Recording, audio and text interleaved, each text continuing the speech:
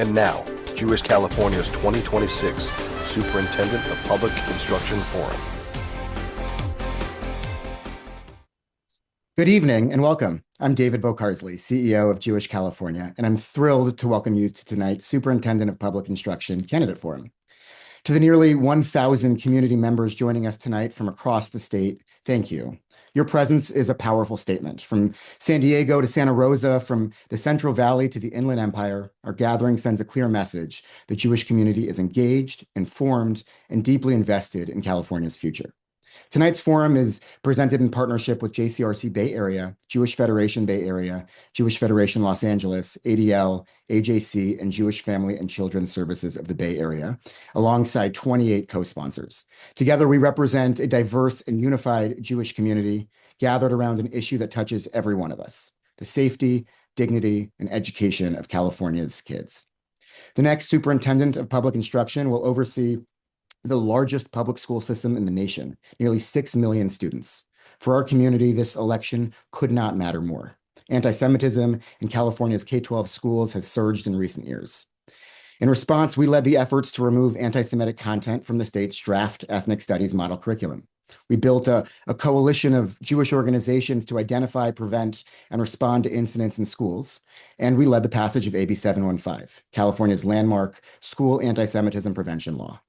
But a law is only as strong as its implementation, and the next superintendent will set the tone for how California schools respond to anti-Semitism on campus, and will decide whether AB 715 is enforced as a real protection for Jewish and all students. Our education institutions have a unique ability to impact the development of our children and the future of our society. With social media, smartphones, and AI, there are so many existential questions we're facing about our kids' social environments, mental health, and the ability to succeed in school. This is a major moment for our state's future. What happens in California shapes the direction of the country, and we look to the next superintendent to set a roadmap for how we will move forward for Jewish and for all students. So tonight, we will hear directly from the leading candidates on the record about issues directly impacting Jewish students and some of these broader questions about creating safe and inclusive school environments for all students. But before we do, we're going to try something ambitious. I'm going to ask each of our partners in putting this event together to speak and to keep it very brief so we can get to the candidates. So first, I'll hand it over to Laura Cherner, Chief Community Relations Officer at JCRC Bay Area, to get us started. Thank you, David. For more than 75 years, JCRC has served as the public affairs voice of Bay Area Jewish life, convening Jewish institutions across the political spectrum, advocating in city halls, and building relationships across difference that serve to strengthen our region. Tonight reflects something core to that mission, ensuring that Jewish voices are a part of the public conversation at the highest levels of leadership. California, as David said, sets the tone for the rest of the nation, and the next superintendent's decisions will shape how we counter anti-Semitism, how we educate the next generation, and whether every Jewish student feels safe on campus. As we've seen time and time again, when we stand together, our impact is greater.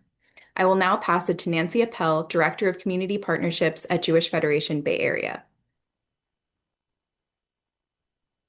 Thank you, Laura. Our federation serves the entire Bay Area Jewish community, and as well as other parts of Northern California, funding the agencies, day schools, institutions, and civic partnerships that hold this community together, as well as connecting Jewish life here to communities across the state and around the world. For generations, California has been one of the most welcoming places to be Jewish, a beacon for our community worldwide. But with rising anti-Semitism and threats to our civil rights, many of us are now feeling unwelcome. Being only 3% of the state's population, we can't overcome these headwinds alone. It is only by forging trusted relationships across communities and with our elected officials that we will succeed in ensuring our future. I'll now hand it over to Seth Brisk, Regional Director of AJC Northern California. Thank you, Nancy. American Jewish Committee is the global advocacy organization for the Jewish people. AJC creates trusted partnerships with leaders around the world to ensure Jews and Israel are safe and thriving. With an unparalleled reach spanning 6 continents, AJC engages leaders in more than 110 countries through 40 offices and dozens of partnerships with Jewish communities worldwide.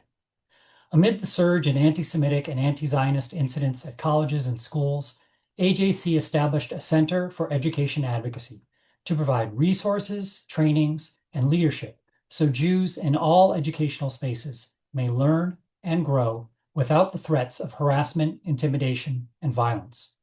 The rising anti-Semitism we have seen in our classrooms has led many of us to question a sense of belonging that has defined generations of Jewish life in California.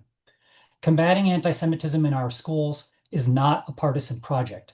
It is a moral obligation. I'll now introduce Gia Danneler-Katz, Government Relations Consultant at JFCS Holocaust Center. Good evening, everyone, and thank you, Seth. As the oldest family service agency west of the Mississippi, Jewish Family and Children's Services has served Bay Area families since 1850, providing mental health care to youth and adults, services to seniors and Holocaust survivors, and a wide range of direct support to families at every stage of life. In 2021, JFCS established the California Teachers Collaborative with support from the California Department of Education.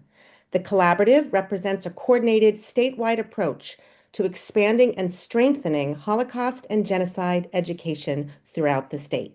Through a unified network of organizations, genocide survivors, and educators, the collaborative works to ensure that every middle and high school student in California receives impactful, high-quality instruction on the Holocaust and other genocides.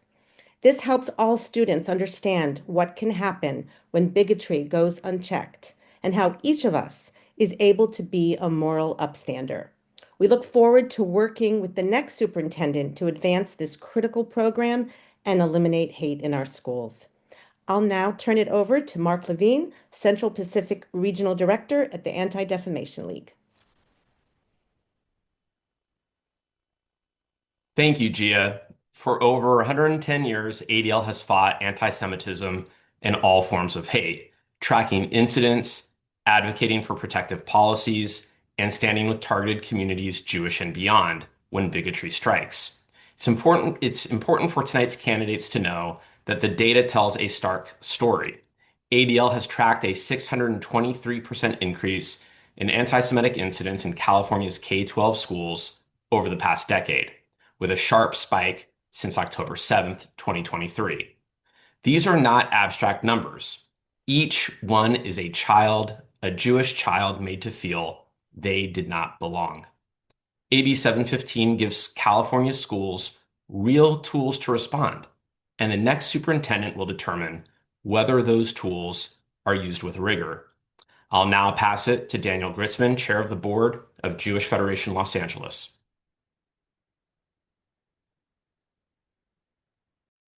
Thank you, Mark.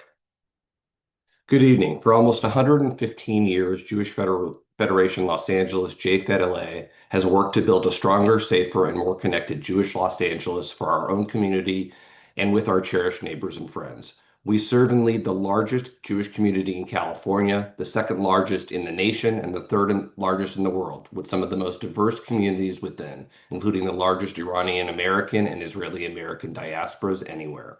In Los Angeles alone, more than 50,000 Jewish students attend our K-12 public schools. Like all students, they deserve to feel and must be safe, respected, and able to fully participate in campus life and learning.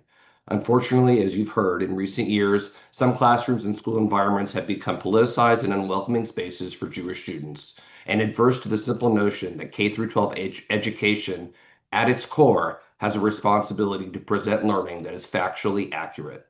With our partners, we at JFED-LA continue to work towards a future where these trends can be reversed because we deeply believe in the power of education as the strongest and most singular antidote to anti-Semitism and to all forms of hate. And that is the key reason the choices before us in this election are so critically important, which is why this election is being watched so closely in our community.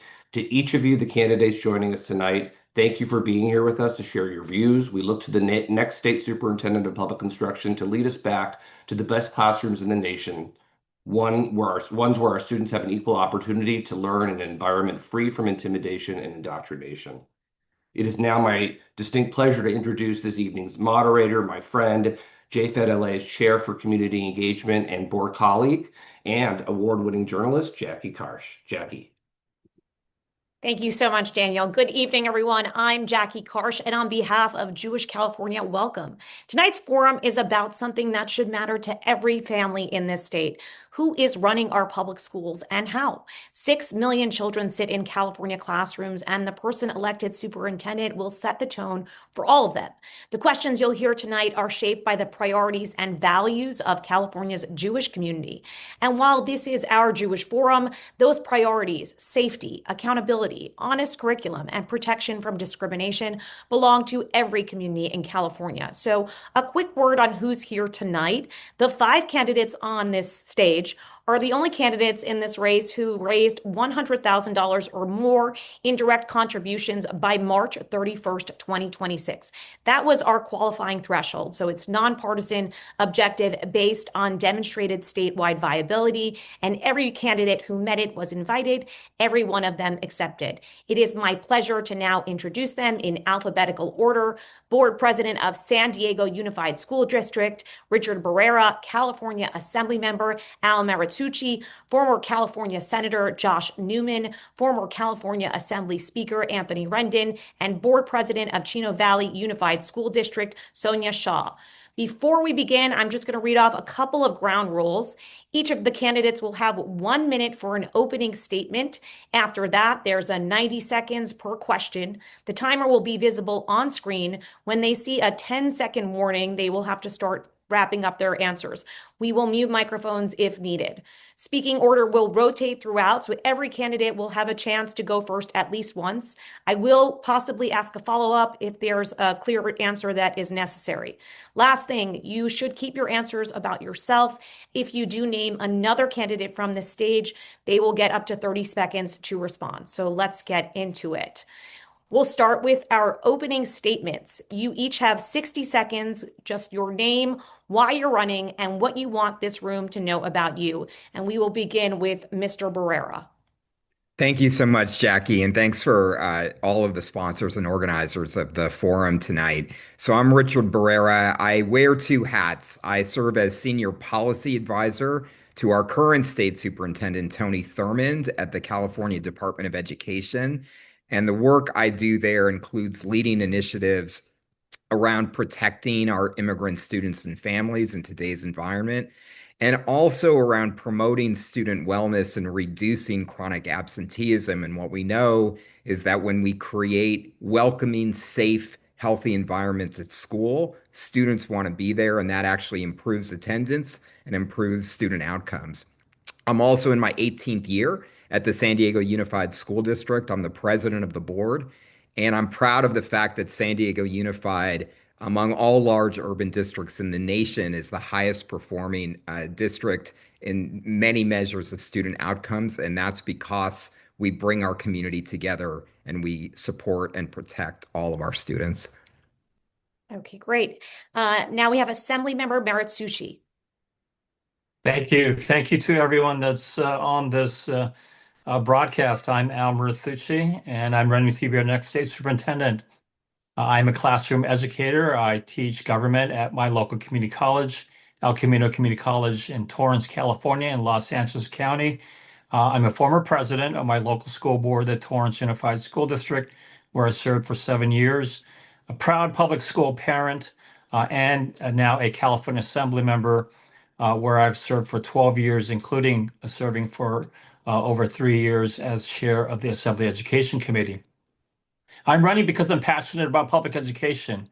As a son of immigrants, a product of public schools, and a first-generation college graduate, I still believe that public education is the key to the American dream. I'm the only candidate in this race that has the combined experience of statewide education policy leadership, local school district governance, and classroom teaching experience. I have a proven track record. I've authored 23 education laws, including the law to keep ICE out of our school. Sorry, Mr. Assembly Member, we have to move on. Mr. Newman, please. Thank you, Jackie, and thank you to all the sponsors and participants today. I am Josh Newman. I am a former member of the California State Senate. I'm originally from Poughkeepsie, New York. I was bar mitzvahed at Vassar Temple by my rabbi, Stephen Arnold. I'm a graduate of Yale University, a former Army officer. I'm the son of a physician who was the son of a Polish immigrant who was made a refugee by World War I. I had a successful career in the private sector prior to answering the call to public service. In 2016, in the Senate, I served on a number of important committees, including budget, elections, transportation, energy, and I had the privilege of serving as the chair of the California State Senate Committee on Education. I also had the privilege of being a member of the California Legislative Jewish Caucus. Very proud of the work that we did, grateful for leaders like Mark Levine, Ben Allen, Jesse Gabriel, Josh Becker, Henry Stern, and so many others for their work, and for the work of all of you in furthering the goals of the caucus, some of which we'll discuss tonight, all of which were squarely in the spirit of Tikkun Olam. Looking forward to tonight's conversation. Speaker Rendon, please. Hi, I'm off mute. Hi there. Good to see everybody, especially my old seatmate, assembly seatmate, Mark Levine. Anthony Rendon running for Superintendent of Public Instruction. My success story is really a story of public education in California. After going through K through 12 public schools in this state, I got my AA degree from the community college, BA degree from Cal State Fullerton, and my PhD from UC Riverside. After that, I went on and ran early childhood education programs for about 20 years, not only federally funded Head Start, but CDE funded childcare programs, infant and toddler programs, migrant farm worker programs, and state childcare programs. As Speaker, I was proud to have negotiated 7 budgets with 2 different governors, negotiated 7 different budgets with 2 different pro tems. I was there when we, for the first time, lowered Cal State tuition. I was there when we replaced the $1.2 billion in early childhood education that Arnold Schwarzenegger cut. I'm proud of those accomplishments, and I'm excited about this position. And finally, Ms. Shaw.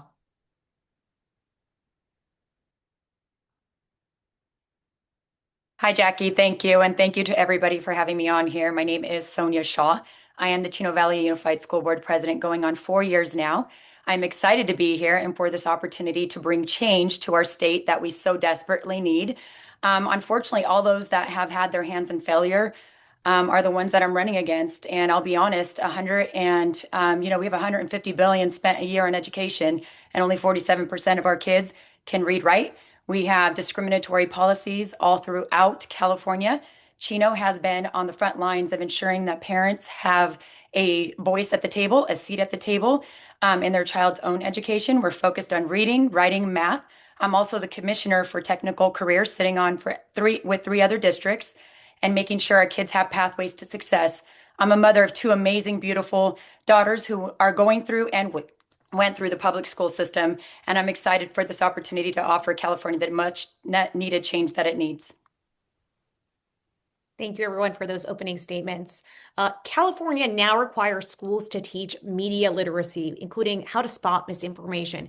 It's a critical tool for countering bias, conspiracy theories, and anti-democratic norms, including anti-Semitism and other forms of hate. But a law on the books doesn't mean it's happening in the classrooms. So what will you do to ensure that this law is implemented with rigor and consistency across districts? And what does excellent media literacy education look like to you? We will start with Assemblymember Maritsucci. And remember, you have 90 seconds to answer this question. All right, thank you. So, as a California education policymaker, as well as a parent, I've seen the evolution of education technology, especially since the 2010s. And I've gone from raising our daughter, trying to take advantage of every education app that we can find, to learning more about the problems with too much screen time, too much social media having impacts not only on cognitive development, but on our children's social emotional well-being. And so to that extent, I've been committed. I introduced the first bill in the state of California to restrict cell phones on school grounds during school hours, and I'm continuing that fight. I want to make sure that all of our kids are educated in media literacy so that, especially in these times with all the fake news on social media, that we prepare our kids to be able to thrive in the 21st century. Next, we have Mr. Newman. Thank you. Let me build on Al's very good point. Media literacy is probably best thought of as a subset of a broader problem, and that's our failure to teach young people critical thinking. The decline in achievements that we've seen starting in about 2012 correlate directly with the rise of social media, and that is probably no coincidence, as the research, I think, begins to show us. I too support a bell-to-bell ban in schools. But there's a broader imperative, I think, that is about making sure that young people have a full grounding in civics, in history, and are taught with the rigor that brings with it the ability to think critically and assess information skeptically.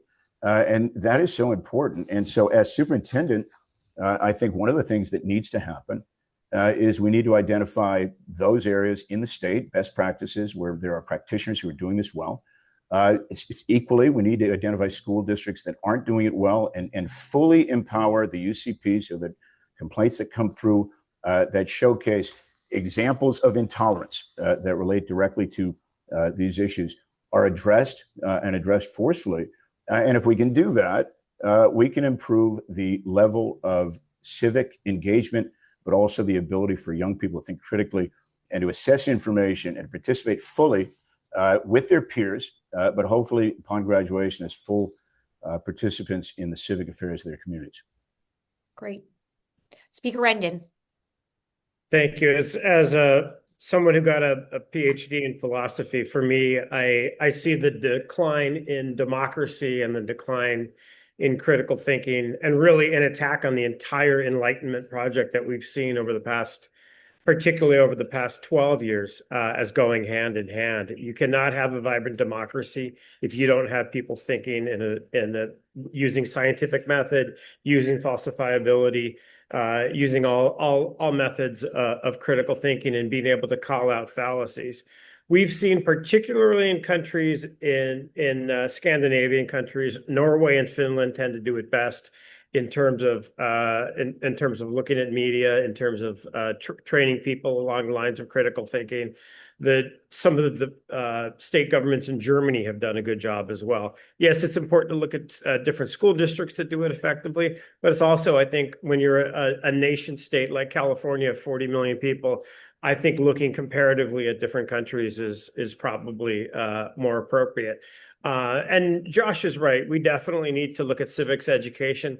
When I was running Head Start organizations, the most important component of Head Start are the parent involvement components, to have those opportunities for parents to learn about governance in their communities.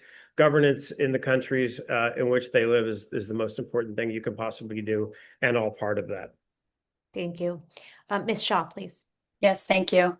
I honestly think that the state has done a really bad job with a lot of these classes that they're pushing on our kids. Again, our kids cannot read, write, and do math, but we continue to have classes that become Trojan horses to push indoctrination straight into the classroom. And while I wouldn't be obviously against this media literacy, I see it as a danger if we don't have a state superintendent that's going to be working to get a toolkit that's accurate. I have seen some of the toolkits that are available to school districts, and they're absolutely horrifying, pushing, different kinds of lies and propaganda straight into the classroom. And again, we need to focus on reading, writing, math, and pathways, and not forcing ideologies into the classroom. I have been on the front lines of that. And just like with our curriculum in the classroom, the state needs to provide the tools for the local districts. And they also need to set the expectations. Because again, I have seen way too many kids and parents come to the board. And these things are legislated. Some of them are legislated by the legislators that are in this room. And I'll go again. We go to reading, writing, and math, and we have ethnic studies. And we have all these classes without any tools that will keep our students safe. And my job is to make sure that we keep our students safe. So me, as a state superintendent, your question, which it's unfortunate most of them didn't ask in their position how they would solve this, just addressing that we do have a problem, I would work direct to make sure that toolkit is provided to every single district and make sure that expectations are clear. We're not going to allow indoctrination into the classroom. We're going to continue to focus on reading, writing, and math, and we're going to make sure parents have a voice in this. Because again, we see how media is very, very dangerous, but it also can be very helpful if it's fact-based. And finally, Mr. Barrera. Yeah, thank you. I want to build on what so many of my colleagues have talked about, which is actually linking media literacy with civics education. But I think what we need to think about there is civics education is most effective when young people are actually taking on an issue that they care about. Could be addressing climate change, could be addressing the prevalence of guns and school shooting, and actually getting involved and making a difference in those issues. And when that happens, then it becomes more apparent to young people how public opinion, how individual opinion is manipulated by large media companies. So we've seen social media, we're now seeing AI. Look, their job, what they're doing is intentionally trying to make our young people illiterate, particularly when it comes to understanding, the reality of the issues that young people are growing up with. So the public school system is the only entity that can help counter this assault on our young people that's coming from large companies that is trying to manipulate them. And the best way that we get young people involved in understanding what is being sold to them is by actually getting active around issues that they care about and trying to make a difference. Great. Schools are often the first place a young person in crisis can get help, but many schools still don't have adequate counselors or mental health resources. How do you plan to expand access, and where does that funding come from? Where do you stand on the Lowenthal bill that Jewish California is currently supporting, which would ban social media for students under 16? We're going to start with Mr. Newman for this one. Let me start. I fully support Josh's bill. I admire him immensely for the work that he's done over the last several years, despite the intense opposition and lobbying of some of the social media companies. So good for him, and I'm proud to have served with him. Support the bill fully. When it comes to behavioral health, there's two sides to this, I suppose. There's the impact and damage caused by kind of the internet and social media and all of the ills that come with that. But there should be opportunities, particularly around the community schools model, for increasing the funding and level of counselors and the integration with other behavioral health services within each county, and also the Mental Health Services Act, with the so-called billionaires tax that provides billions of dollars a year. And we simply haven't done a good enough job. This is something I worked on in the Senate, of using schools as the nexus and what better place than schools to deliver mental health services, behavioral health services, and other important resources, not just to students, but to families, to improve their mental health. And if we could do that well, and if we can support initiatives like Josh's, we could see a real change in the environments that students are learning in. And that is so important. And the next superintendent has to play an active and very vigorous role in making sure that that happens. Great, thank you. Speaker Rendon. Thanks. Thank you. Well, Josh Lowenthal has endorsed me. I appreciate his endorsement, and I appreciate his great work in this area. These are the sorts of topics that I spent a lot of time with my 6.5-year-old daughter talking about and talking through. Her school has a ban on cell phones and in the classroom. I think all schools should have a ban on cell phones in schools. We have seen the link between increase of mental health and the presence of cell phones. Obviously, social media is a big purveyor of that. I think that's something that's honestly low-hanging fruit, because I think we need to go much deeper than that.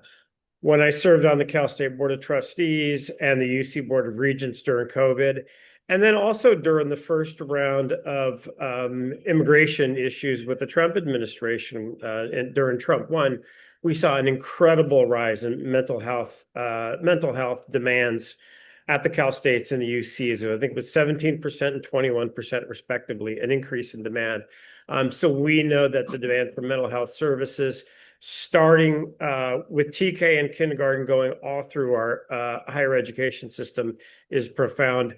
A lot of you talked about the funding, a lot of that funding comes from the federal government and the Trump administration. About 130 million has been cut thus far, and we need to fight vigorously to make sure the rest of it doesn't. All right, Ms. Shaw. Thank you, Jackie. Cell phones. I am obviously a mother who has limited my children's cell phone use, especially when it's in my ability at home. But with school districts, we need to have the support from the state and from our legislators to discipline when we can't have the support for the teachers who are trying to eliminate the cell phones in the classroom. That is the truth, because we have, created this, and I say we, I'm talking about California as a whole, created this environment where it's chaotic in the classroom. And unfortunately, our good teachers have no tools or ability to even enforce the no cell phones that a lot of our school boards will pass. Now, in Chino, we will support our good teachers and we'll make sure we enforce it, but we also get a hand slapping if we discipline kids. Cell phones have, again, these kids have been programmed since the time when, the California had put the kids on the computers. I think we need to have some state support to ensure that cell phones are taken out of the classroom, to ensure that we have one-on-one with the teachers and the students and not behind a screen as well. Laptops have become a thing and they're very well funded. So a lot of school districts have to use the technology money. But again, we need to focus on the classroom and mental health. We need to make sure that kids are challenged and they have the tools and we support them and not create these environments where the ideologies are pushed in the classroom, because then kids do better. Great, thank you. And Mr. Barrera. Yeah, so I think we need to look at this on both ends. So certainly we need to increase counseling, increase mental health services, behavioral health services.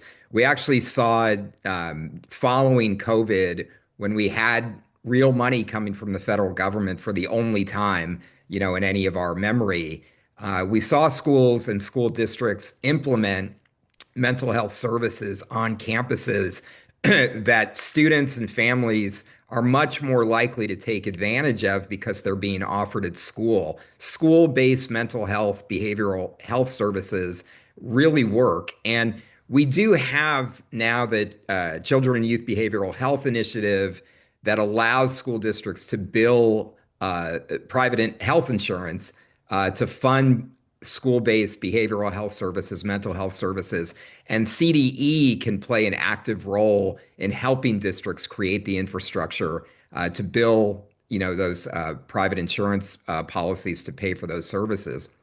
But I also very much appreciate the spirit of this bill, because while we increase services on campus, we need to give our students a break. And again, they are being assaulted by large, corporate entities that are trying to damage their mental health. And so creating schools as safe zones to give our students a break, I very much support that idea. Great. And finally, Assemblymember Martucci, please. Thank you. I'm actually a joint author with Assemblymember Lowenthal of the bill to ban social media accounts for those under 16, and so obviously I'm strongly in support of that. As I stated earlier, I was the first in the legislature to introduce a bill to restrict smartphones on school grounds during school hours. And this year I'm following up with Assembly Bill 1644, my bill to establish a bell-to-bell cell phone ban at schools. And that's just all because of the growing evidence over the years that I've seen, not only as an education policymaker, but as a parent, seeing the evolution where, during the pandemic, we were like all tripping over each other to get iPads, Chromebooks in every child's hands, to now recognizing the data that's showing all of the cognitive, social, and emotional impacts of too much screen time on our kids. And so I'm a strong believer that, we need to establish these guardrails so that education technology is helping rather than hurting our kids. But beyond that, I'm also a big proponent of state funding. We've passed billions of dollars through the Children and Youth Behavioral Health Initiative to get more counselors in our schools to provide our kids with the mental health support that they need. Great, thank you. Now we're going to turn to anti-Semitic incidents. Now, the ADL reports that anti-Semitic incidents in California's K through 12 schools are up 623%. That's 623% over the past decade. That number spiked sharply after October 7th, when a Jewish student doesn't feel safe at school and the district isn't doing enough. What is the superintendent's responsibility, and what do you actually do about it? Speaker Rendon, we'll begin with you. Well, the first thing is to set a tone. You have to set a tone to establish that these things are not acceptable. It's not acceptable in the classroom. We know that, and it's not acceptable in general society as well. When I was Speaker of the Assembly right after the Poway shootings, and we immediately sprung to action as an institution, but also across all sectors of government. I think that was something that we also mimicked after the wildfires, when a number of Jewish children camps in the Sierras received tremendous damage, and we rushed to make sure that they had the money to backfill for some of the repairs on those projects. So a lot of this is about classroom education. A lot of it is about showing attention to when those problems exist. Obviously, prevention is the best way of addressing these problems, but it's important for the superintendent of public instruction to have a strong sense of what's happening on the ground. For my 20 years in working in early childhood education, for me, it was important to always be in the classroom, to always have a sense of what was happening, what teachers were experiencing, what students were experiencing, and what parents were experiencing. Great, thank you. Ms. Shaw. Thank you. It's unfortunate. It's personal to me, because on October 7th, I saw the hurt that went around in our communities all throughout California, speaking to parents, speaking to media, even my friend Stella as well. Even on Fox, we've been talking about this. The anti-Semitism cannot be swept under the rug. And that's what's happening right now. And it's also happening because of Trojan horses like ethnic studies and things that are allowed in the classroom. In Chino, we don't do that. We don't do ideologies. We don't allow it. And when we see it, we shut it down immediately. That's exactly what the state superintendent needs to do.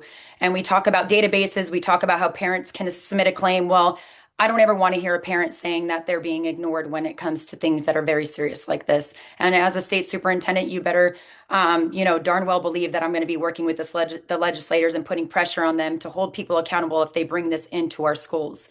I say enough already. We don't have the headlines that most of these districts have had, because they let ethnic studies and things like that into their classroom, and they knew it, and they were warned about it, and they were warned from our Jewish brothers and sisters as well. We don't do that in Chino, and we shouldn't be doing that at the state. If we focus on reading, writing, and math and pathways to success after high school, we don't need to even be having these kinds of conversations, because it ends, because we put our foot down.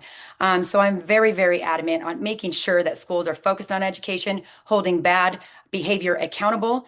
And as the state superintendent, you can believe it, I'm a fighter. I have a proven track record to make sure it's shut down immediately on my watch. Thank you. Mr. Barrera.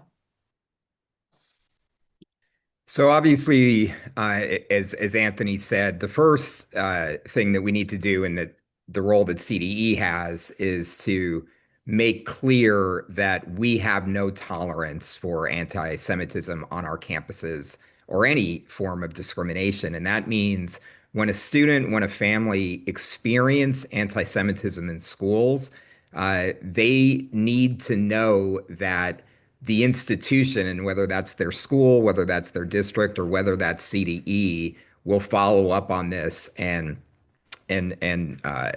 clamp down on those incidents and actually solve problems and change cultures where it's become too common for young people to experience bullying, including anti-Semitism. So yeah, there needs to be confidence in the institutions among our students and families that anti-Semitic behavior is not going to be tolerated, and CDE has a role in building that confidence by following through. And of course, CDE has a role in building the capacity of districts to implement things like genocide, Holocaust education, which I know we're going to talk about, and we know that that's being unevenly applied across the state, and CDE has a role in building up the educational infrastructure to make sure that teachers, school leaders have tools and know what to do. Thank you. Assemblymember Maritsushi, please. As state superintendent, I would make it absolutely clear that there is no place for anti-Semitism in California public schools, or for that matter, any kind of hate against any community, any group of students. My record of working with the Jewish community to fight anti-Semitism goes back to the 1990s when I was regional director of the Japanese American Citizens League in Los Angeles. And I worked closely with the Los Angeles Jewish community, groups like the ADL and others, to fight hate crimes and to fight all forms of hate. Because, unfortunately, one common experience that the Jewish community and the Asian American community has had over decades, over centuries, is the hate directed against our communities. And so, as a community leader in the Asian American community, I have always looked to and worked closely with the Jewish community to learn from the experiences of the Jewish community, to identify the best practices, the best strategies to fight not only anti-Semitism but all forms of hate against any community. To that effort, I've also been a big proponent of the Holocaust and genocide education programs. I've been a co-author of all of those bills that we'll be talking about. Great. Thank you. And now, Mr. Newman. So it shouldn't be so hard to be a Jewish kid in school in California. And unfortunately, it is. And as the statistic you referenced mentions, 600% increase over the last several years. Just stunning. And for somebody of my age who grew up as one of the lone Jews in a public school, I would have assumed, and I think I did prior to October 7th, that those days were behind us. And that is why AB 715 is so important, because it puts in place structures and standards for the whole state and some very deliberate processes, including improving the uniform complaint process, to ensure that any incident of anti-Semitism is taken seriously and addressed directly. The next superintendent has to make sure that that happens. I spent probably 3 hours a couple of years ago, late 2024, with students at Berkeley Law School, Jewish students at Berkeley Law School, who recounted to me some of the experiences they had, not just in law school, not just in college, but also in school, just conveying to me just how hard it has been for them to practice their religion and be proud of their faith in the presence of their peers. And it is really telling that the opposition to first AB 2918, which preceded AB 715, came from some of the most powerful lobbying organizations in Sacramento. That's CTA, that's CFT, that's CFA. And we should be very wary of any superintendent who is indebted to any of those organizations moving forward. Thank you. Now, Mr. Newman, you just raised AB 715. We're going to talk about implementation now. AB 715 didn't come out of nowhere. It was a direct response to what Jewish students were experiencing in California schools. The law creates real accountability mechanisms, but laws don't enforce themselves. Can you walk us through exactly how you would use the law and what a district should expect if they still don't comply? We'll begin with Ms. Shaw. Thank you. I'm glad that you brought this up. So we need full and aggressive support for AB 715. I am seeing laws being passed and no enforcement again, but you have my word and you also have my track record that enforcement will be done and we'll hold them accountable. And prayerfully, we get the right people, also elected this next election to enable those of us in these positions to hold these bad actors accountable when this behavior happens. I will go to just talking even when we had people coming to our boardroom demanding ceasefire resolutions. There's a way to shut them down. We use government codes, we use the laws, we enforce the laws, and we shut it down, and we don't let it grow into something that it doesn't need to be done in our communities. The same thing that I did in our board meetings as the board president, cutting mics, not allowing that on my watch, is the same way that I would be making sure that this stuff does not happen in the classroom. And if it does, we need to make sure that parents have a pathway to the Department of Ed if their districts are not willing to ensure that this hate is stopped in the school districts, because that's what constantly happens. I, as a mother, used to have to reach out to the state superintendent and was ignored. I don't want that happening if kids are being harmed. I work tirelessly every day to make sure that we keep these things away. And again, I don't like to make promises I can't keep. I say to look at my track record. I've constantly stopped these things. We don't allow these things in Chino. And that's the same thing I'll be making sure happens in the state. And AB 715 will have aggressive implementation, because I feel very aggressively about making sure that this doesn't happen in our schools. Thank you. Mr. Barrera. So I think CDE has two big responsibilities under AB 715. The first is obviously when a parent, a teacher, somebody in our school system is experiencing discrimination, reports to a school district and has experienced not having follow through. What AB 715 allows now is that there's a direct filing to CDE, and CDE then needs to follow through and investigate and solve these issues. And so building up CDE's capacity to respond directly to complaints and to continue to work with school districts to make sure that they are responding in a timely and effective way is part of the responsibility of CDE. 715 also, of course, creates a new Office of Civil Rights in California, which is extremely important, given that we've seen the dismantling of the United States Department of Education's Office of Civil Rights in California. And CDE needs to work closely in coordination with that Office of Civil Rights. So when that Office of Civil Rights, for instance, identifies areas in the state where we're not seeing adequate protection for our students, CDE then needs to follow up with focused work in those areas where we're falling short. Thank you. Assemblymember Maratsushi. Yes, I would, as state superintendent, I would enforce the law, and the law is Assembly Bill 715.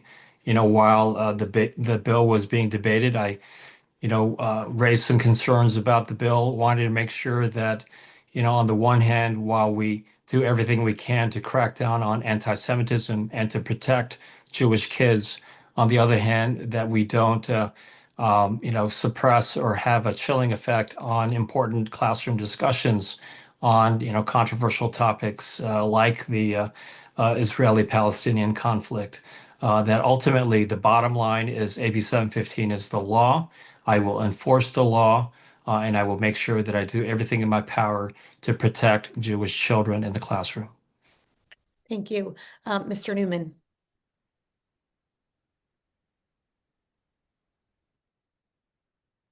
All of the sentiments expressed by my colleagues, but let me raise a different issue at the risk of sounding wonky here. So there is a bill that AB 2117 that is moving forward that codifies Governor Newsom's proposal that would remove all statutory authority from the superintendent and replace that position with an education commissioner. And that raises, I think, some important questions around the implementation. As you mentioned, 715, it's one thing to pass law, it's something to make sure it's implemented. And AB 217 could create some real conflicts that will lend to the ambiguity that often gets in the way. So, there's the question about who will exercise the superintendent's corrective authority, as indicated in AB 715. So the bill specifically names the superintendent. If the superintendent no longer has that authority, it's unclear whether these duties will follow the SPI or they'll accrue to this new commissioner. Who will issue the annual bulletin? Who will maintain the required anti-Semitism webpage? And who will handle appeals? All of these things will become really complicated and will need additional statutory resolution if AB 2117 passes in its current form. And so it's one thing to say that the superintendent should set a tone. I think we all agree on that. It's another thing to make sure that the law is clear about what is required under AB 715 and every other piece of legislation that attacks anti-Semitism. Thank you. And finally, Speaker Rendon. Yeah, I want to start where Josh sort of left off. He's right. The AB 17 says specifically there are three avenues for filing a complaint. One is with the district itself. The other is with the federal government, Office of Civil Rights. And the third is specifically with the Superintendent of Public Instruction. So this is a major function of the Superintendent of Public Instruction. For me, it's very similar during the Me Too movement. We had tremendous crisis in the state legislature in and around sexual harassment and sexual violence. What I did was to create an entirely new and separate entity that was fully funded and that was created from the bottom up with the new staff to make sure that there were processes in place that people trusted. People tend to not trust institutions that have existed before, and they want to make sure that there are new institutions, new roles, new responsibilities. For me, it was important that that new institution be fully funded. For me, it was important that that institution had policies and procedures that were up to date and consistent with the way that we function in the workplace today. AB 715 is the same way. We have to make sure that the program is that the appeals procedures are in place, but that those people who are going to work on those appeals have all the resources at their means in order to do their jobs. And that is explicitly mentioned in the bill itself. Now, AB 715 is already facing legal challenges, and there may be more up the pipeline. This law only matters if it survives. Will you commit to actively and publicly defending AB 715? And what would that defense look like from your office? We're going to start with Mr. Barrera. Well, I have to be honest and I have to understand where the legal challenges are coming from and what the issues are. So I'm not going to commit tonight to taking a position on legal challenges to AB 715. If I believe that the legal challenges make it more difficult to protect our students, then yeah, I'll get on the side of protecting AB 715. But if I believe that the legal challenges are actually addressing issues that create real problems in our classrooms and problems for our classroom educators in order to create environments where students are learning their real history and learning from each other, I can't commit to opposing those efforts. Assemblymember Martucci, please.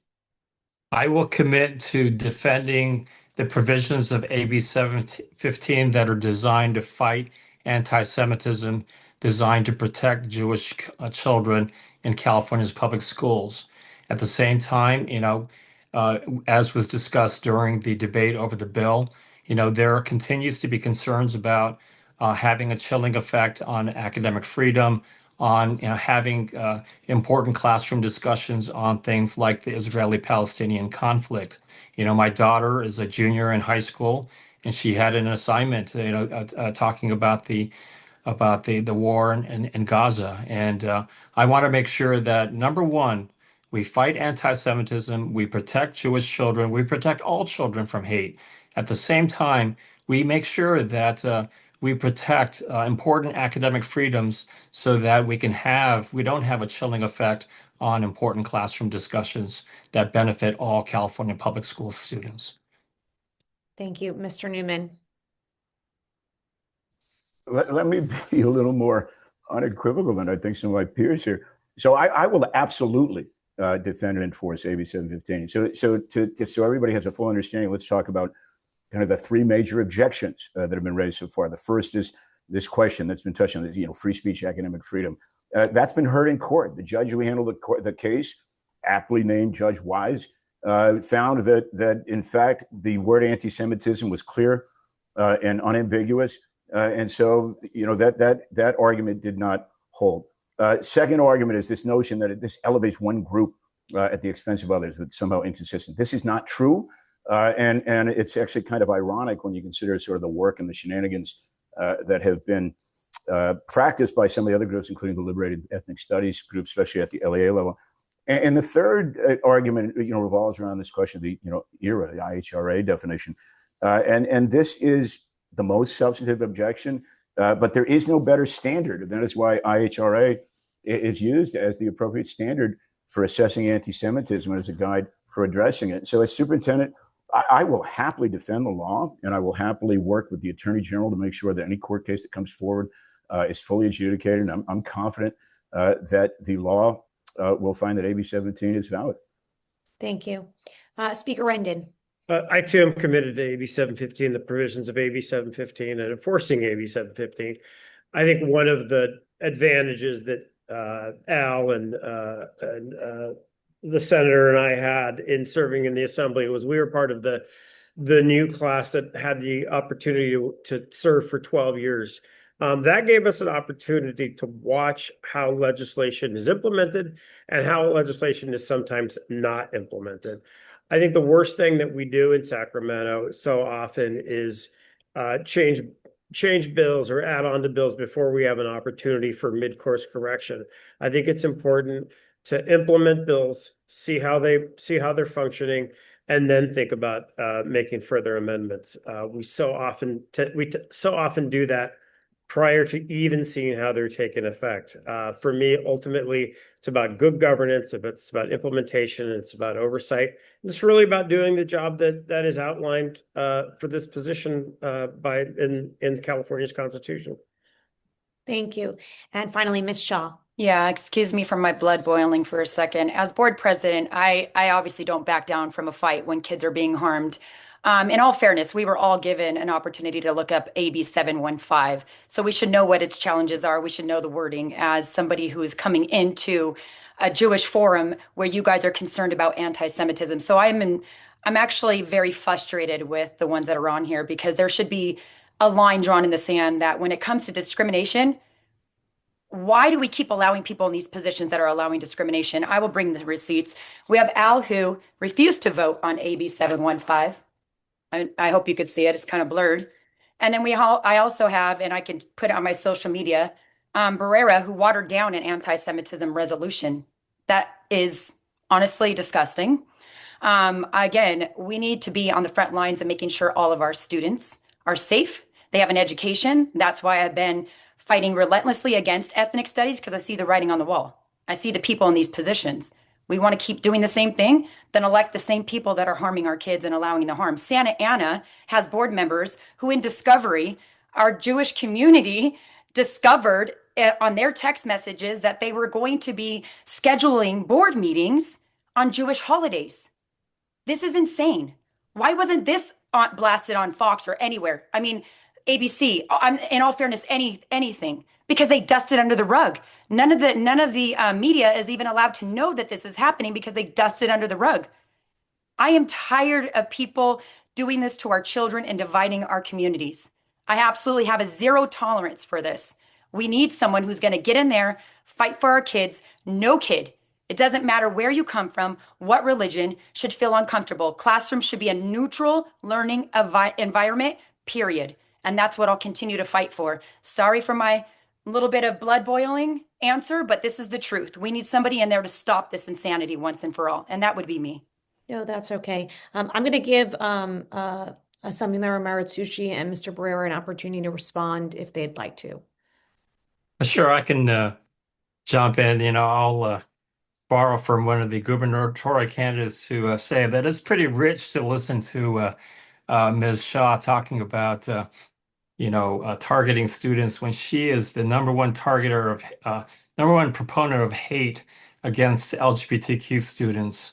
And, I mean, I as I stated earlier, I'm fully committed to fighting anti-Semitism and protecting, Jewish children, all children from hate. But I did raise concerns about AB 715, and that's exactly what I said earlier. I want to make sure that AB 715 protects Jewish children, protects all kids. Sorry, Assembly Member, we're going to give now Mr. Barrera a chance to respond as well. Yeah, so in authoring an anti-Semitism resolution in San Diego Unified, I actually worked with everybody.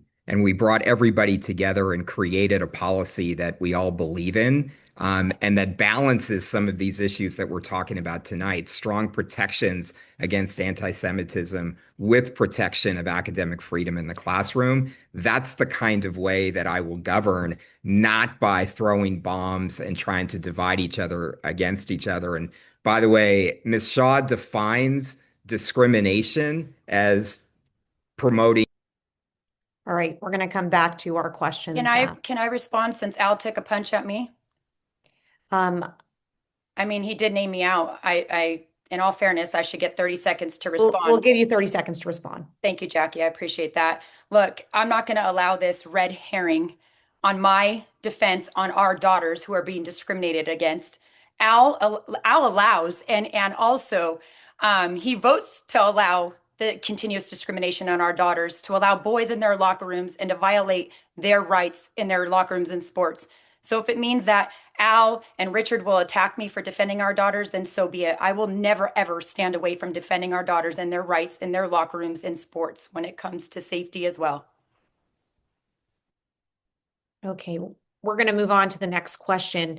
AB 715 also creates a new Office of Civil Rights in California, including a dedicated anti-Semitism prevention coordinator. That person's responsible for teacher training and district support.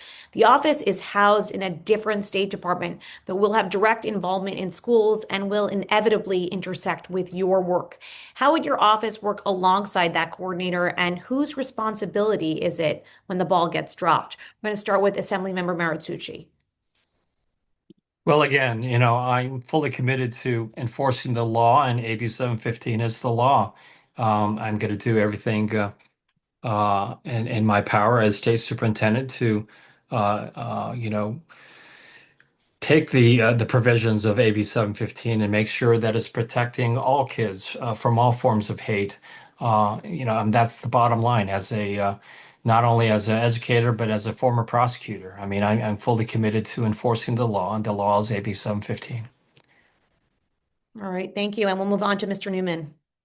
So agree with Al. Let me also point out that AB 715 was co-joined with another bill, SB 48, authored by Senator Gonzalez, that created some parallel enforcement obligations within the Office of Civil Rights for LGBT students, for immigrants, and for others.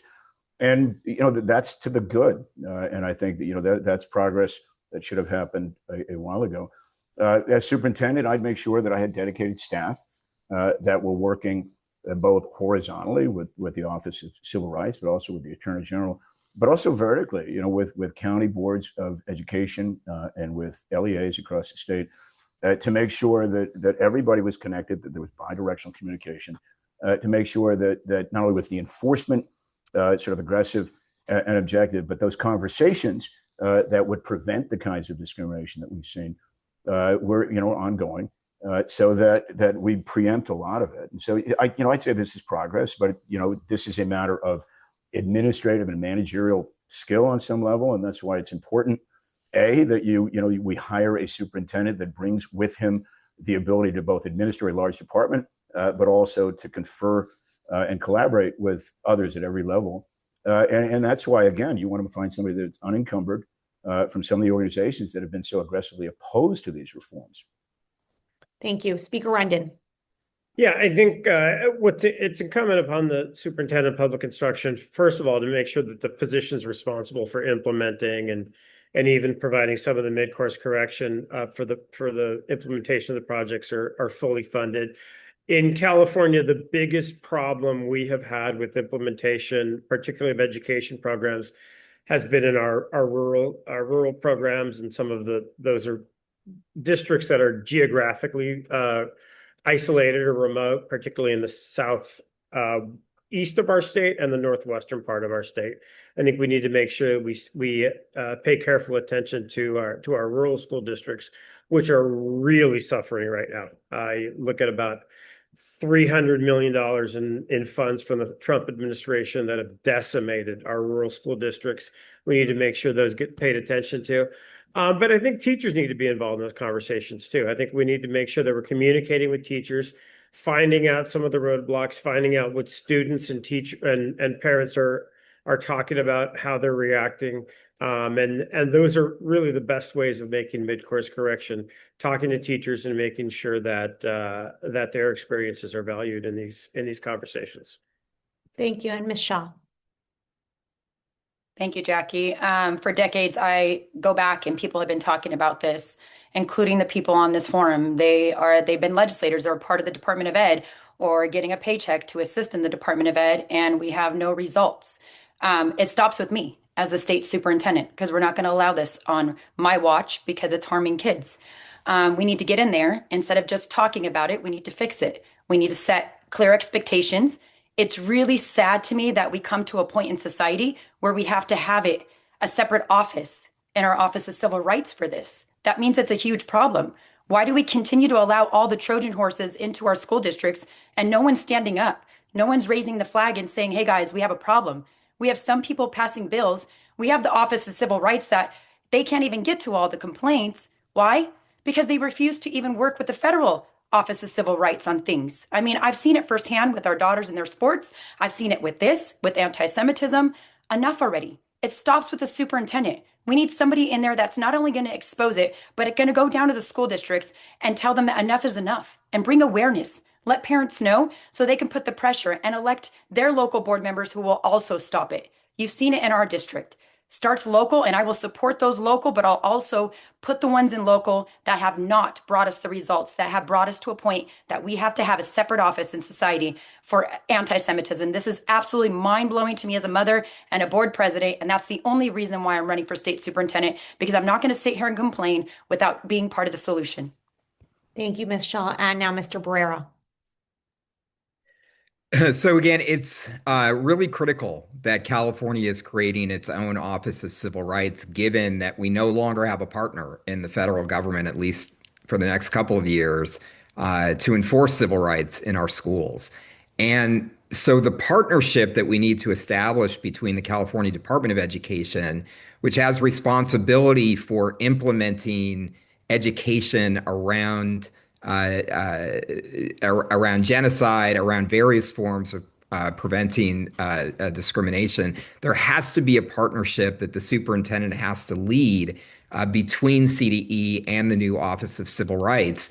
And the Office of Civil Rights will be tracking complaints, will be tracking follow through.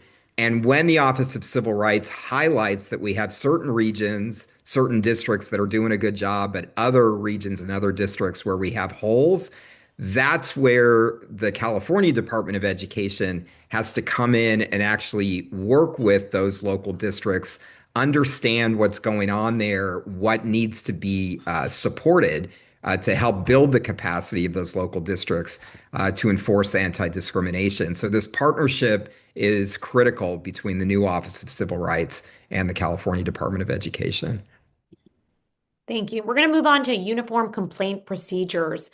Now, the uniform complaint procedure is supposed to be how families get justice when their child faces discrimination. It has a reputation, though, for being slow, toothless, and honestly discouraging families to use it. How do you fix that? And what happens when a teacher goes off script and teaches inflammatory or one-sided content that wasn't in the approved lesson plan? We're going to start with Mr. Newman on this one. So this is something that I've worked on. I think it's something that's really important. So the current sort of application and administration of the UCP is immensely frustrating. You have two likely outcomes for any parent that files a complaint. One, they get to a point where they are unclear as to what the next step is, and if they don't have the resources to lawyer up, often it sort of dissipates. Or they wind up immensely frustrated because there's a real gap between local educational agencies and their obligations to push that UCP complaint up to the state level if it's not properly addressed. And quite often that simply doesn't happen. And so I've been part of a coalition that's working on sort of two things. One, we have to refine it. I'm grateful for the language in AB 715 that updates and reinforces the UCP as part of this process. But it's underfunded. And in the absence of sufficient resources at the state level, no surprise that we often we wind up with complaints that are either unadjudicated or simply left sort of fallow for so long that people wander off. That's inexcusable, and it creates a climate, I think, within districts that is adverse to the values that we're trying to apply. And so, as superintendent, it's really just making sure that the law is the law and processes are properly adhered to and pursued. And as superintendent, that would be one of my first priorities: make sure that the UCP works for everybody. Thank you, Speaker Rendon. Yeah, it's a matter of bureaucratic emphasis. It's a matter of utilizing the resources that are good that the superintendent of public instruction has, and concentrating them where they're needed. I think there are certain provisions in the process, the 60-day window, for example, that are important and a good start. But again, I think it goes back to the conversation I had earlier, the point I made earlier about the sexual harassment unit that I created, and about making sure that there are resources in the department, and that there are policies and procedures that allow for these procedures to take place in a timely manner. I think another thing that's really important to keep in mind is that a lot of times when you have new programs, you have a rise, you have a tremendous increase because you have greater awareness, an initial glut of complaints that arise. When we started our new entity in and around sexual harassment, we ended up with about 75% more complaints than we thought we would have, because a lot of them were sort of backdated. And I think a lot of the emphasis needs to take place early, because people need to understand at the outset that this is a new day, and that this entity will take care of the business that they've been charged with doing. Ms. Shaw. Thank you. We need radical transparency. We've done that in Chino. We have the blueprint. Parents need a seat at the table. When you have parents at the seat of the table and they're heard, these things stop, because there's no more secrets in the classroom. And if we have bad actors in the classroom, trust me, I am all for defending our great teachers, but I am the only one in this race that's also not in the pockets of the unions. And unfortunately, when you're in the pocket of the unions, you're going to answer to them. And I'll tell you how this is working here in Chino. When we have these people bring up radical things in the classroom and things that divide our community that shouldn't be part and are not part of our curriculum, we hold them responsible. They get written up, they go through the process because a parent came to us. We keep that kid, that parent safe for telling us, and we address the issue. But then unfortunately, the unions weaponized PERB, and they sue us relentlessly. But that's why we need a state superintendent to say, no, enough. I'm not in the pockets of the unions. They don't control me, and I will fight against them at the state level. We need a voice. We need a fighter at the state level to stop this. Unfortunately, they just keep pushing it under the rug, like I said earlier. So with radical transparency, with parents having a seat at the table, I will work directly with them. I've already committed to going to school districts, and I have been going to communities all across California for the last 15 months. I am not going to stop making sure that everybody has a voice at the table and this gets stopped and the bad actors are held accountable. We will use every single resource that we have to ensure that, and you will see me fight tirelessly, as I have been, to defend our kids and make sure classrooms are neutral. Thank you so much. Mr. Barrera. So part of the job of the state superintendent and in the relationship with the legislature is when the legislature creates mandates and expects CDE to enforce those mandates, the state superintendent has to make clear to the legislature where the resources need to be in CDE in order to follow through on these complaints. I can tell you right now, the lawyers at CDE are people who want to solve problems, want to protect students, want to make sure that the laws of California are followed in our schools. And we're likely to see a lot more complaints that come out of the AB 715 process. So there does need to be capacity that's built at the level of CDE to follow through on UCP complaints. But by the way, when CDE follows through on a UCP complaint, it's not just about prosecuting somebody. It's not just about punishing somebody. It's about actually working with local districts and educators to help solve problems. And that requires capacity as well. So the superintendent has to make sure that CDE is in a relationship with our local districts that allows us to solve problems when they're brought to light. But again, state superintendent needs to make clear to the legislature where there's a gap in the resources that allow the follow through that that the law is expecting. Finally, Assemblymember Maritsucci. Yeah, so I remember when I was on the on my local school board, there was a Torrance High School teacher that was saying in class that that the mass incarceration of over 125,000 Japanese Americans were justified because of Pearl Harbor. And and so I'm fully aware of the importance of things like the uniform complaint procedure to make sure that those type of outrageous, discriminatory statements are not made. And so, to that end, I completely agree that we need to improve our the enforcement of our uniform complaint procedure. But as a number of speakers have already stated, I mean, those that are familiar with working with the California Department of Education, it's a question of resources. I mean, we pass all these every new law is saying the Department of Education should do this or to do that, but they are already under-resourced, and so if we want to make our UCP process work more efficiently, we need to make sure that they have the staffing and the resources to be able to do their job. Thank you.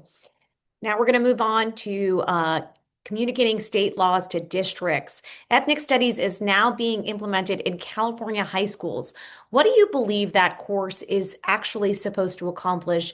And when it includes content that's biased against Jewish students or any group, what would your office do? We're going to start with Speaker Rendon on this one. I think the purpose of ethnic studies is to teach students about what has happened in the past history of this country and the not so past history of this country. What's happened in the last couple of years is recently some of the experiences that we've seen with George Floyd. I think it's important that each of those be taught at a different with different sensitivities. You teach 6-year-olds like my daughters in a certain way. You teach high school kids in another way. When students are victims of anti-Semitism, it's no different than any form of bias. It needs to be dealt with. It needs to be dealt with immediately. It needs to be dealt with by local officials. And if they aren't dealing with that at the local level, then obviously there needs to be oversight at the county offices of education and through levels of state government. Thank you. Ms. Shaw. Well, I'm going to answer honestly. I don't think ethnic studies was created to bring anything honest and fair into the classroom. I believe it was a Trojan horse to bring ideologies and indoctrination into the classroom. We have history. We need to bring back civics. Those are things that we can teach honestly. Why ethnic studies? Because the people that keep voting in these things are the ones that want to divide our communities. Look what it's done. I would love for anybody to take out their phone right now and Google ethnic studies in California. You're going to see headline after headline. I mean, I really just encourage everybody to do that. We already teach history. Why do we need an additional class? I ask everybody to just ponder that. Why do we need more money, which they don't have, by the way? You know that we don't even have to implement it as a district. It's not funded. And I just heard somebody else talk about funding $150 billion a year, guys. We have the worst results. Why? Because we keep pushing things in the classroom that don't belong there.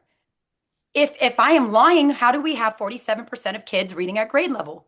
Ethnic studies was just another divisive class to push in and give themselves an excuse to teach whatever you want, to have whoever's in charge. There's no true guidance. No one ever gives true guidance. We have history. Enough with the divisive courses. These should not be allowed in any of our K through 12 schools. I get it. It's already in college. That's not where I choose to fight the fight. But we need to focus on reading, writing, and math. So let's be honest. It wasn't created for anything good. It was created for indoctrination in the classroom. And I am not going to support it. I will not support it. Thanks. Thank you, Ms. Shaw. Mr. Barrera. So ethnic studies is actually a big part of the solution. It is not the problem. And unfortunately, I think ethnic studies has been politicized to the point that it is true that many districts are not following through on creating ethnic studies as a graduation requirement, on bringing an ethnic studies frame into our curriculum. And the reason ethnic studies is part of the solution is, in fact, that ethnic studies improves graduation rates, it improves grades, it improves attendance rates. Because if you're a young person growing up in this country and you yourself are experiencing discrimination every day and you see your family experiencing discrimination, you want to understand why that is. And you want to understand that you actually can be part of positive change. So if we're talking about a situation where in this, specific conversation, we have a 623% increase in anti-Semitism in California. Our students need to come together and they need to understand why that is, where there are examples in history where anti-Semitism has been allowed to run rampant and become even more destructive, and what people can do to make our society better to prevent it. That's precisely what ethnic studies can do. Thank you. Assemblymember Maritsuchi. Yeah, I'm a big supporter of ethnic studies. I believe that that our history lessons, our social studies lessons should reflect the diverse histories and cultures that make up the state of California. And I think every California public school student should learn of the different, not only histories, but different perspectives. We know that history is often told differently depending on who is telling it, and so it's important that not only that our diverse California public school students hear and learn from different perspectives, whether it's through history, whether it's through literature, um, to fully appreciate, and to raise responsible citizens that can live and thrive in a diverse state of California. Um, and just like with any abuses that we've been talking about, whether through the UCP process or through AB 715, I mean, we're going to have procedures to try to identify where, academic freedom may be abused to become discriminatory. But in the meantime, we need to make sure that our curriculum reflects the diversity of the state of California. Thank you. Mr. Newman. So let me see if I can try to kind of split the difference between some of the comments of my colleagues here. So on the one hand, ethnic studies had an admirable sort of impetus, right? And the idea, Assemblymember Medina had an admirable idea that we as a state within our public education curriculum should celebrate the contributions of California's minority groups. The actual implementation has turned into something very different. It was never meant to be, as Sonia pointed out, as a pretext for indoctrination or a Trojan horse for ideology. And that is unfortunately not only what it has become, but that sits on top of a larger problem, which is our failure to teach critical thinking, to robustly teach history and civics. And one of the problems with ethnic studies in the K through 12 system, especially in high schools, is that students are receiving highly ideological information absent a historical context, absent a knowledge base, absent the tools to think critically. And I recall hearing the testimony as chair of Senate Education in 2024, that was a bill, AB 2918, where the Ethnic Studies Coalition came in and were attempting to justify why this was a good and proper application of Assemblymember Medina's idea. And it's not. I mean, there is a distinct and discernible difference between academic inquiry and ideology. And we've seen that difference in Palo Alto, seen that difference in Santa Ana, and we should make sure where we see it, we stop it. Thank you. Now, the BDS movement targeting Israel has made inroads in some school communities.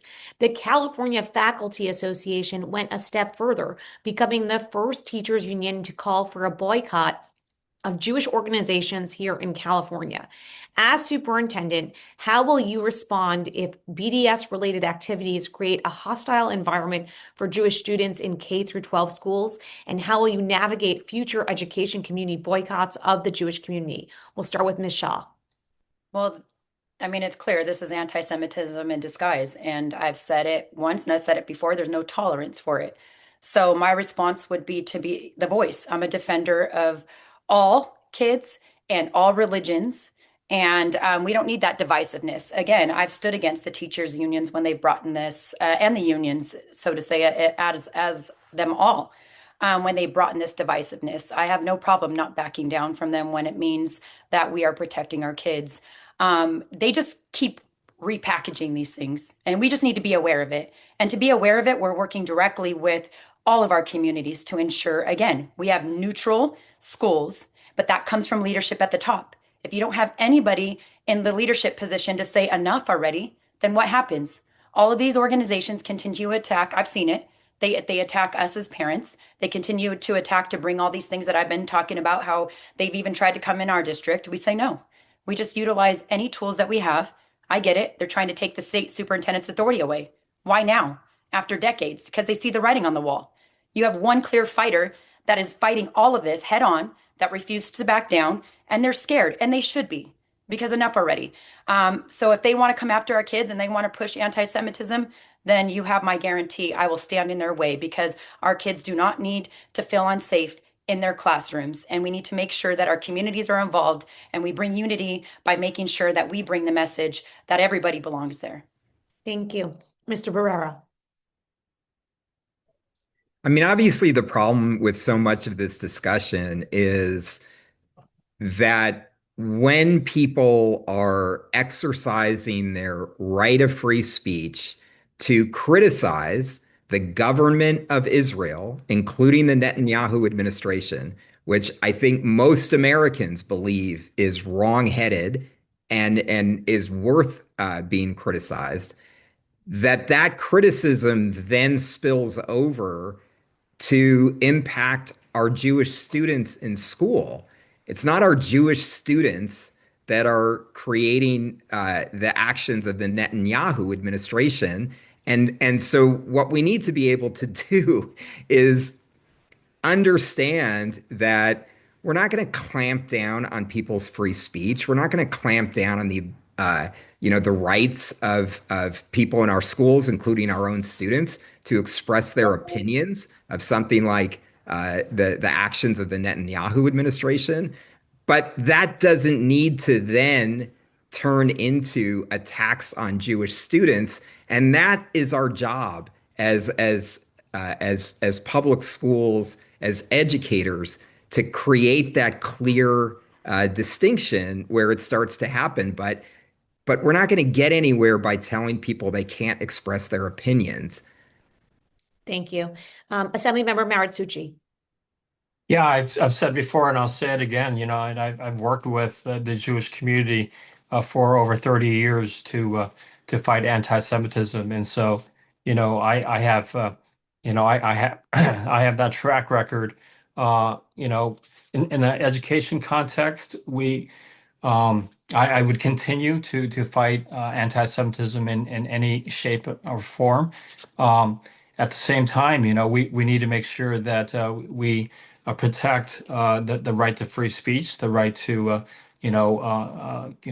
contentious classroom discussions, school discussions on important world events, like the Israeli-Palestinian conflict, or anything else for that matter. And so the bottom line for me is policing. As the state superintendent, I would be on the lookout to support and protect academic freedom and free speech, but draw the line when it starts crossing into harming Jewish students or any other students on the basis of hate.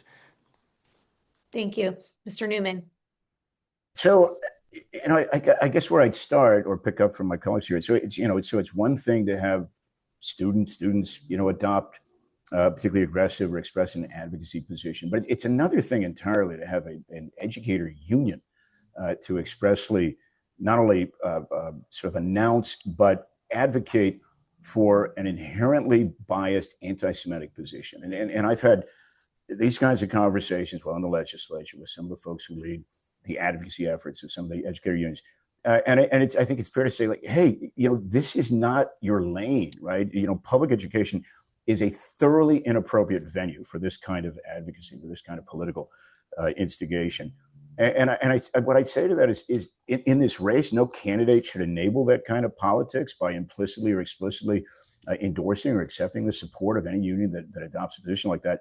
And it's really clear, I think, to all of us, no superintendent should tolerate anywhere in the state this sort of deliberate politicized activity, because it's hugely telling. If you've got the California Federation of Teachers has thousands of members. If that's their official position, you know exactly where they stand on anti-Semitism, and that is not okay. Thank you. Now, Speaker Rendon, you're our last one on this subject. You were actually endorsed by the CFA, so we'd like to hear your thoughts on it. Yeah, I think it's important to point out that there's a difference between the leadership of any one entity and the membership of the entity. These are not entirely democratic organizations. They don't sit down and vote on every single issue position and orient themselves in that direction. I think it's unfair to assume that would be the case. I think the general direction of where most of my colleagues are going is the right one. The job of the superintendent of public instruction is not to pick sides. The job of the superintendent of public instruction is to be an arbiter, to make sure that there is free speech. I went through this when I served on the Cal State Board of Trustees, when I served on the UC Board of Regents. You provide opportunities for free speech. You provide opportunities for people to express themselves. But when it dips into rhetoric that's hateful or harassment, then that's when you say no. That's when you stop. You do that with speech, and you also do that with campus environment. In terms of BDS efforts in general, I think it's important to think about the extent to which it might have unintended consequences for all people in the region, for people across borders in other parts of the region, and to think in a way that's larger and much more complicated than sometimes we allow those arguments to be.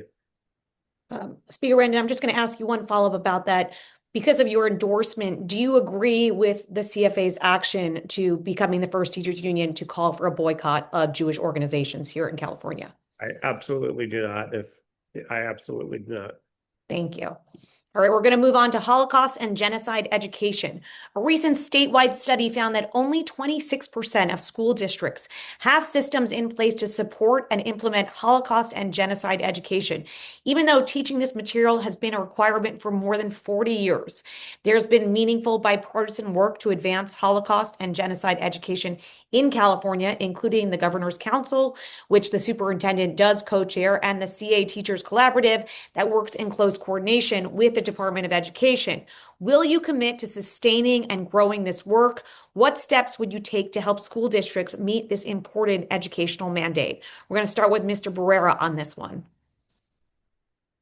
So I was proud of Superintendent Thurmond for over the past couple of years expanding on the work of education to end hate by creating a forum for school administrators, the school leaders to end hate conversation, because that is precisely about helping superintendents, leadership teams at districts understand that we not only have all the tools, we have all of the expectation and responsibility to teach about the Holocaust, to teach about other examples of genocide in world history, including in the history of this country. And it has to be done, but school administrators need to focus on it. If a superintendent brings focus to actually implementing history of genocide, history of Holocaust education in their district, that's where it's going to start to get done. So I believe that the state superintendent can play a very effective role in pulling school leaders, district leaders together to understand what more we can do, what resources are available, and to really expand. So we're moving past that 26% implementation. We need to make sure that every district in the state is implementing Holocaust education. Thank you. Assemblymember Martucci. Yeah, so I was a co-author of Senator Henry Stern's two bills on strengthening Holocaust and genocide education because, similar to my support for ethnic studies, I'm a strong supporter of teaching the history of the Jewish people, globally, including, of course, the Holocaust. We need to learn the lessons of the Holocaust so that it'll never be repeated. And so I've always been a big believer in Holocaust and genocide education, not just for the Jewish community, but for the Cambodian community, for the Armenian community, the Bosnian community. I mean, all the recognized historical experiences of genocide globally. And so, yeah, I am a strong supporter of Holocaust and genocide education. And as state superintendent, I will continue to champion those efforts. Thank you. Mr. Newman. So, as I mentioned, I am Jewish, and I grew up in a Jewish family surrounded by members of a community where 1986, the Holocaust was not that distant, and virtually everybody I knew had a parent, grandparent, uncle, aunt who was a Holocaust survivor. And I spoke, I think it was last year, at a Yom HaShoah event at Cypress College. I was listening to the main speaker, and she was a 92-year-old Holocaust survivor. And it occurred to me, there are so few left. There are so few left that human reminder, the person you knew, the grandfather, the friends and uncle, as they disappear, it becomes ever more important that we invest in the tools and the curriculum and assert the absolute need to teach the lessons of the Holocaust. And what we've seen in recent surveys is California kids, probably no fault of their own, and it's part of a larger set of problems, are increasingly not only unaware of the realities of the Holocaust, but obviously in being ignorant, they do not learn those lessons. And they are therefore that much more susceptible to the kind of anti-Semitism and other kinds of biases that we've seen. And so investing in Holocaust education is absolutely essential. I give tons of credit to Henry Stern and to the Jewish Caucus for making this a priority over the last several years. And I'm grateful to have been part of that. Thank you. Speaker Rendon. I talked earlier about how I think we can learn more from a comparative analysis, particularly than we can from other states. I know there are upwards of, I think, 57 countries in the world that have mandatory Holocaust education efforts, and a lot of them do it better than us. I was at a school outside of Krakow in December, not too far from Dachau and Birkenau, that has an incredible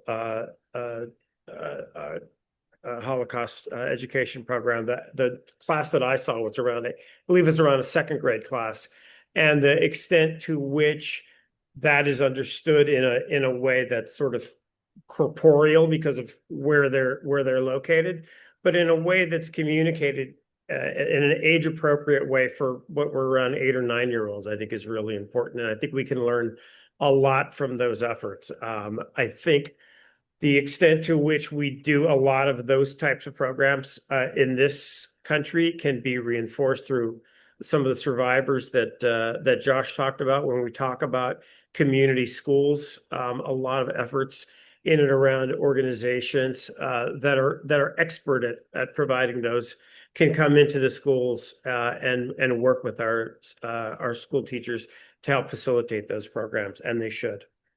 Thank you. And finally, Ms. Shaw. Yeah, thank you, Jackie. While I'm not Jewish, I am a daughter of Jerusalem, and my father came from Jerusalem, so I directly empathize with the Jewish community.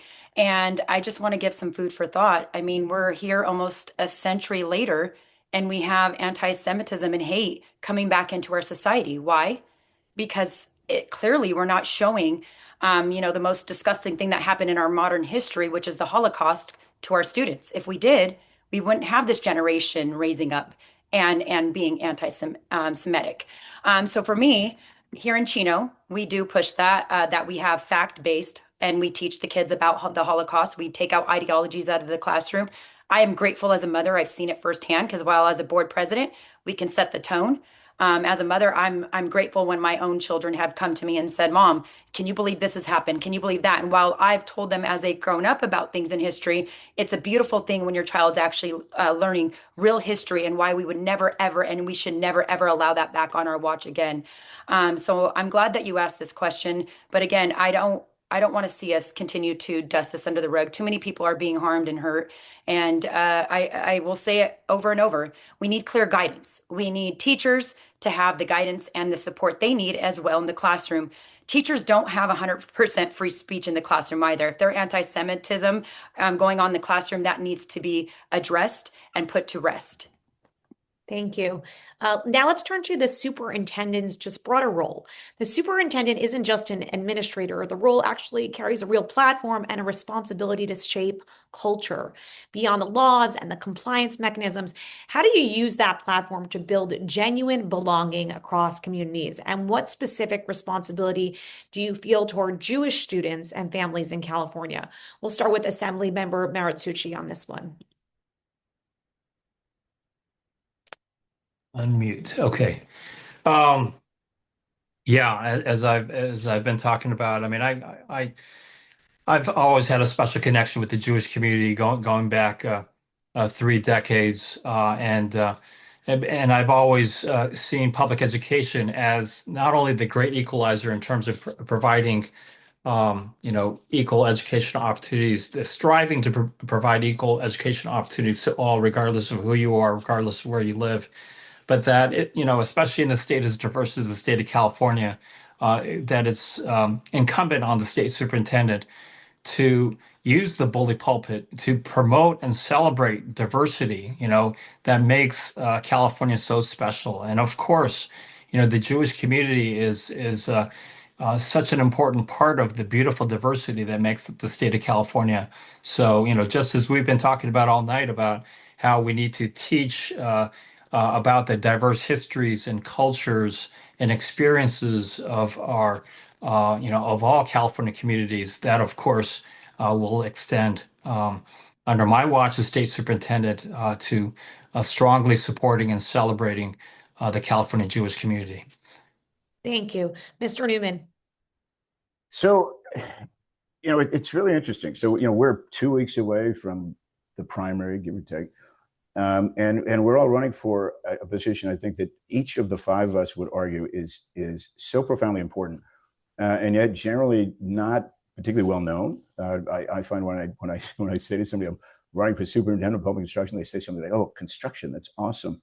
But we're at a moment in California where it is so important that the person at the top of kind of the education pyramid brings to this work a level of collaboration, a sort of a systems orientation that ensures that in this expansive, diverse state of ours, where we have 58 counties, 977 public school districts, 1,300 charter schools, 5.8 million students, that we ensure that every student and every school gets the same level of resources, and that every kid in this school gets the same quality of education and has the assurance of learning and living in a safe environment.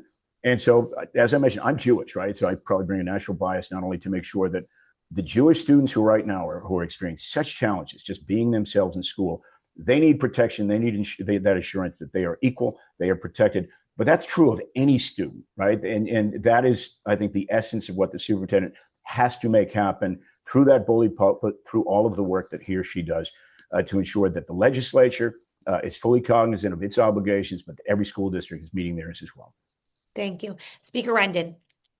I think you build community through our schools by making sure that the communities are involved in our schools. We have seen incredible efforts in and around community schooling in this state. We have seen the data is off the charts in terms of the impact that community schools have. Specifically, we're talking about taking community groups, nearby groups, groups near local schools and bringing them into the community. We can do that with Jewish organizations. It's the best way of effectively making sure that there's, again, a marriage of the purpose of the organization and the local schools. And ultimately, the stronger the community, the stronger you have, the stronger the link you have between the community and the schools, the better off all of our kids will be.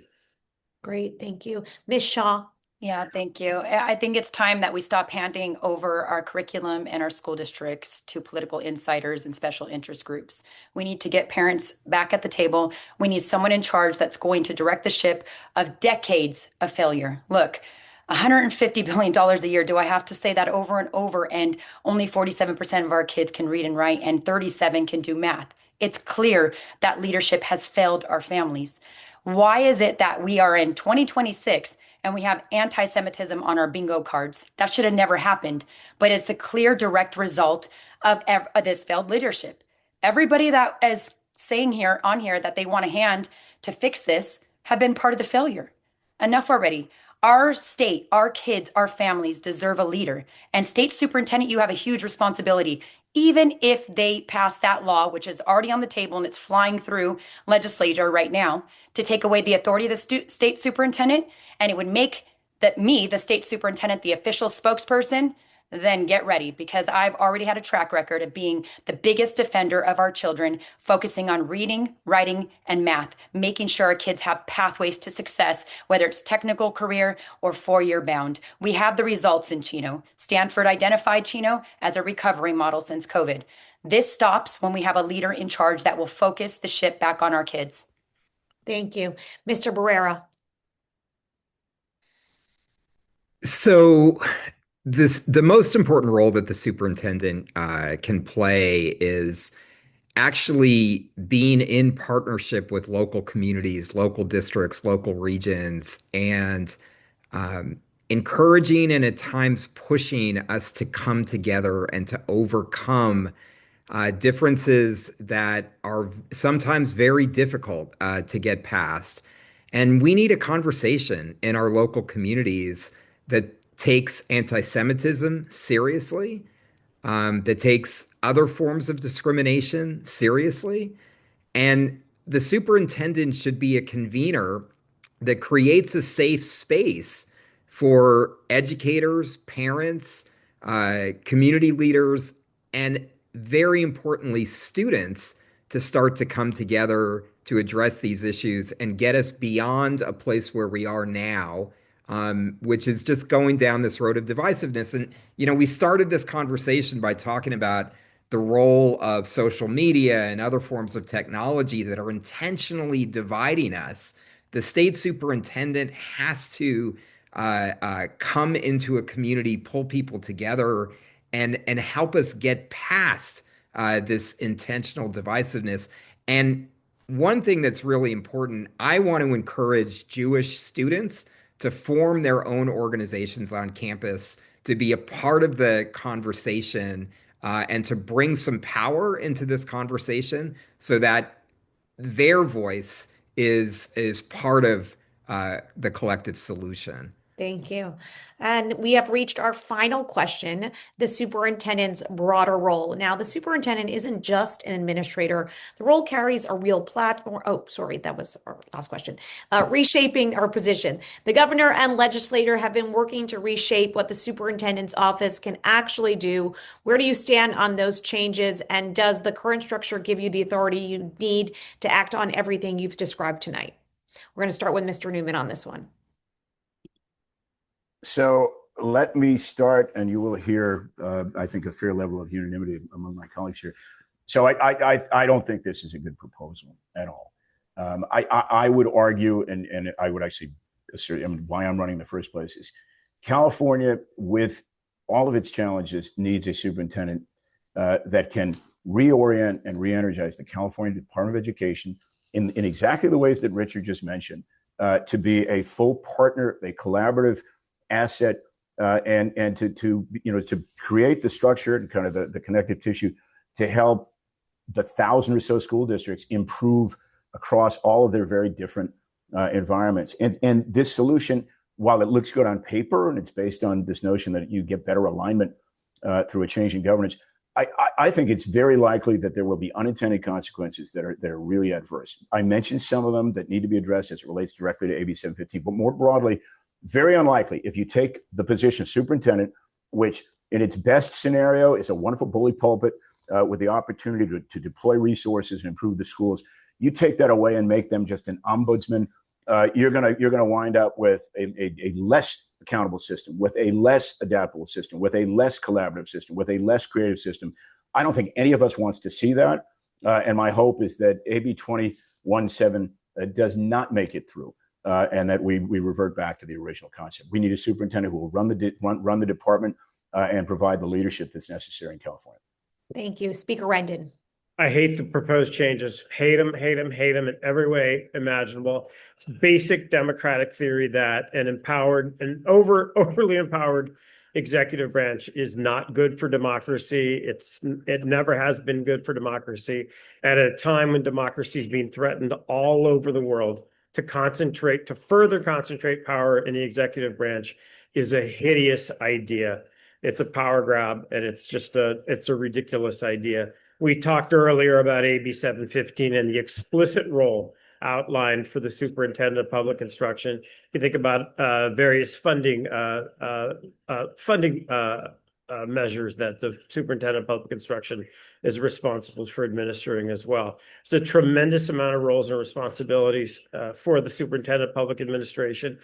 Moreover, the voters have said time and time again that they want an independently elected SPI.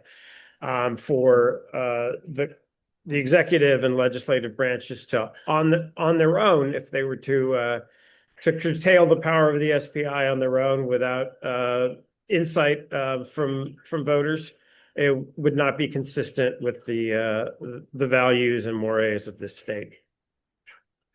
Great, thank you. Ms. Shaw. Yeah, of course. I don't like it because there's no way to hold these people that have failed our kids accountable. Right now, we can hold them accountable by getting people in there and doing the right thing. I've done a lot of education on what this seat means to parents, because parents were exited out, and a lot of parents still don't know what these seats are. So by taking that authority away, now you have nobody that could be held responsible in what's going on. I mean, we have anti-Semitism on the rise. We have kids failing at reading, writing, and math. But let's just go with, we already know, the cards are on the table. They have the majority of legislators that are going to push and pass this. Cool. I'll be the biggest fighter. I'm already the biggest fighter in Chino. I will continue to be the biggest fighter for our students, to ensure those students that feel unheard and unsafe are heard and safe, to make sure those parents that feel like their voices aren't heard, they're heard and safe, to make sure that I put the spotlight on the failures and this divisive instruction that's being pushed in the classroom. I can guarantee that I'm going to be on the front lines and making that, because I'm already on the front lines here in Chino. Look, this is about making changes because this generation needs these changes. These students deserve these changes. Parents deserve to trust the public education system again. So to me, I just look at what we have and I go for the solution. You need a fighter in there. You need somebody who isn't status quo. Status quo is going to continue to have us on a rapid decline and a generation growing up without the tools for success. For me, I'm going to get in there and make sure on day one that I will be the biggest fighter for these kids, because they deserve a great education. Thank you. Mr. Barrera. So you're pulling this forum together tonight with those of us who are running for a state superintendent, and you're wanting to understand how we would work to protect and support Jewish students and all students in California. And we've had many of these types of forums, the different organizations that have different issues, different priorities, are pulling us together so that they can hear from us and understand who they prefer, but also one of us is going to be elected state superintendent, how we can work together. You would never have that opportunity to have a forum of candidates for the governor-appointed commissioner of education. You're going to have no say. The people of California will not have no say in who that person is. You're going to have no ability on the front end to establish a relationship with the person who would run the California Department of Education. That's going to be somebody who's appointed, by the governor and maybe or maybe not, ratified by the legislator. But it's all the Sacramento insiders that will decide who that person is, and that will have a sense of who that person is. So why take your own power away? Why take our own power away to actually have the ability to elect the person who is overseeing education in California, including the California Department of Education? That's why democracy is always better than bureaucracy. All right. And finally, we have Assemblymember Maritsushi for the last answer of the night. Yeah, so the governor's proposal is in an assembly bill. I had a chance to vote no on the bill last week, and I was the only person that rose on the assembly floor to speak out against it. I spoke against it. I opposed the bill, and opposed the governor's proposal because, as been stated before, it's not good government when it's a power grab by the governor to consolidate power over public education further into the governor's office. Why would we want to replace a independently elected statewide education officer with a appointed bureaucrat? It's not good for government. It's not good for the people of the state of California, and that's why I oppose it. Thank you. Now we are out of time, but I just want to sincerely thank all of our candidates for joining us tonight and for this very thoughtful debate. I'll now turn it over to David Pickersley. Thank you, Jackie. And thanks to all the candidates for taking the time to join us tonight. This is a critical election year, and informed civic engagement is essential. And to all of you who tuned in tonight, our goal here is not to tell you who to vote for, but to give you access to candidates so you can make the decision for yourself, so you can share your insight with your friends and family and get engaged in campaigns however you're able. And of course, you will all have the chance to make your voices heard at the ballot box. You have likely already received your ballot in the mail. If you haven't, you can register to vote or check your registration status at registertovote.ca.gov. The primary election will take place on June 2nd, and the top two will face off in the general election on November 3rd. If you want to share tonight's forum with others, it will be available on Jewish California's YouTube channel later tonight. As we've learned, the superintendent is a critical position for our community and has a big impact in the work ahead. It's now up to us to make a decision. Thank you, everybody, and good night.